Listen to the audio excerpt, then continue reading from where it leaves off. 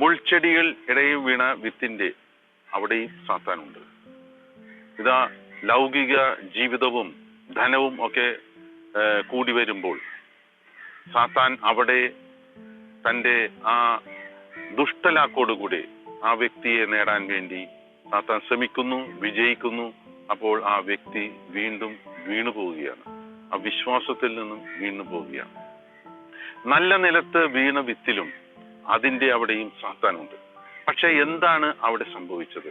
ആ വ്യക്തി തൻ്റെ പോരായികളെല്ലാം ദൈവത്തിൽ സമർപ്പിച്ചുകൊണ്ട്, താൻ മനുഷ്യനാണ്, പോരായികളുണ്ട്, പക്ഷെ ഒരിക്കലും വീണു പോകാൻ ഇടയാകാത്ത വിധത്തിൽ ദൈവത്തോട് ചേർന്ന് നിന്നുകൊണ്ട് പ്രാർത്ഥിച്ചുകൊണ്ട് നിൽക്കുന്ന ഒരു രംഗമാണ്. അവിടെ സാത്താന് തൻ്റെ ചെയ്തികളൊന്നും വിജയിപ്പിക്കാൻ സാധിക്കുന്നില്ല. അതാണ് നമ്മൾ ആ ഉപമയിൽ കാണുന്നത്. എന്നാൽ ഉപമയുടെ അവസാന ഭാഗം